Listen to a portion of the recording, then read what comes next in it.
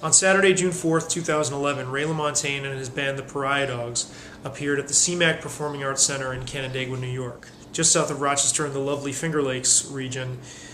It was a lovely, lovely summer night. You could just feel the beginnings of summer in the air, and there had been a downpour earlier in the day, but cleared up in time for the show. In any case, LaMontagne's set itself was a very restrained, down-tempo, and regardless of how you felt about the music, you could objectively say it was exquisitely delicately crafted. The band, which includes Jennifer Condos on bass, Jay Belleros on drums, and guitarists Eric Haywood and Greg Lease, I hope we're pronouncing that correctly, on an assortment of guitars, including 2 pedal steels, a lap steel, a couple of electrics, acoustics as well. Played a number of selections from their latest album, God Willin' and the Creek Don't Rise. This is a band that can very carefully and deliberately and yet elegantly weave its way through material that sort of just drifts into the air. An outdoor venue for LaMontagne's show was absolutely perfect. LaMontagne and his band are remarkably proficient at taking these sort of airy arrangements where there's lots and lots of space in the music and making them substantial or feel kind of even hefty.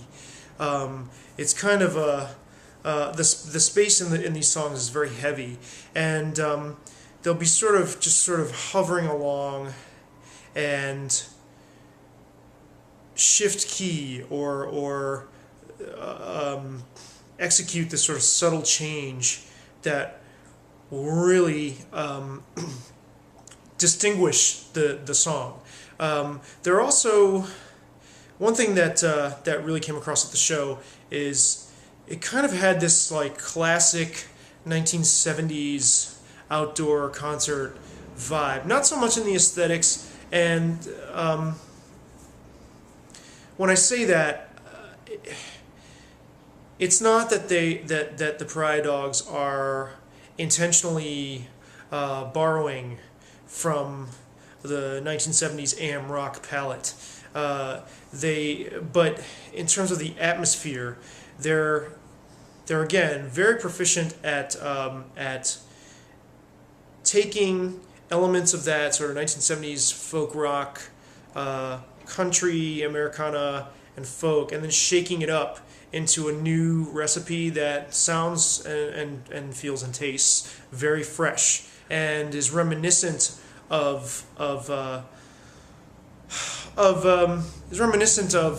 previous eras, but strikingly apart from so many of the bands that working today, who you can tell just reappropriate the entire vocabulary from a previous decade, right down to the beards and the outfits and things like that. LaMontagne and the Pariah Dogs are not in that category, and it comes across immediately. And even though they're going along at a very down-tempo pace, there's a real swing to what they do that's quite remarkable. The band shows an extreme amount of finesse, of sensitivity and awareness to each other's, to what all the others in the band are doing. Belleros' snare alone, with the way it's tuned, with the body that it has, the amount of space, the shape, and the sonorous quality. I mean, it has a note that sort of rings and takes a certain amount of time to reach your ear and hangs in the air for a moment. His attack, the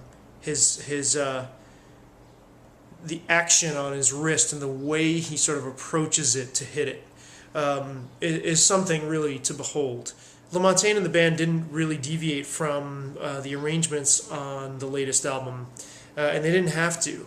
Just being able to see and hear in 3 dimensions in person the space that they're able to create and the vibe between them was more than enough. LaMontagne began the show with a solo acoustic rendition of "Are We Really Through," which was very faithful to the way it is on the record, and then on other songs like "For the Summer," the title track on the new album, and "New York City's Killing Me," they were really able to convey the intimacy of those songs, the quiet sort of stillness in a big setting, which is really difficult. In that regard, it was really nice to see them not have to add extra muscle to the songs to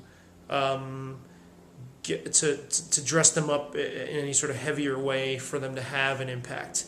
You can imagine that several down-tempo tunes in a row may have lost some people in the crowd, and perhaps this music is better suited for smaller, intimate theater-type setting with an attentive, well-behaved audience. At the same time, there was a real harmony between the setting and the music.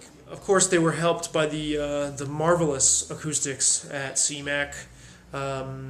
Just everything was crystal clear, with every sound just sort of drifting towards you on a summer breeze. And of course, they do get funky at times. Songs like "3 More Days" and "Repo Man," when LaMontagne played harmonica through like distorted harmonica in the traditional electric blues style, it really did sort of cut through the night. And he even sang a little bit. He did a little bit of a harmonica solo, and he even sang through the amplified mic.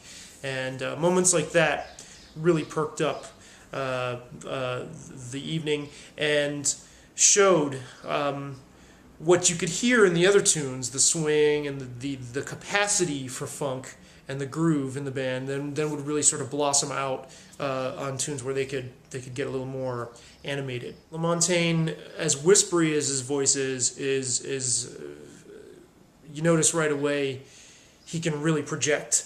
There's a volume, a real push to the way he sings in person, and yet he still maintains the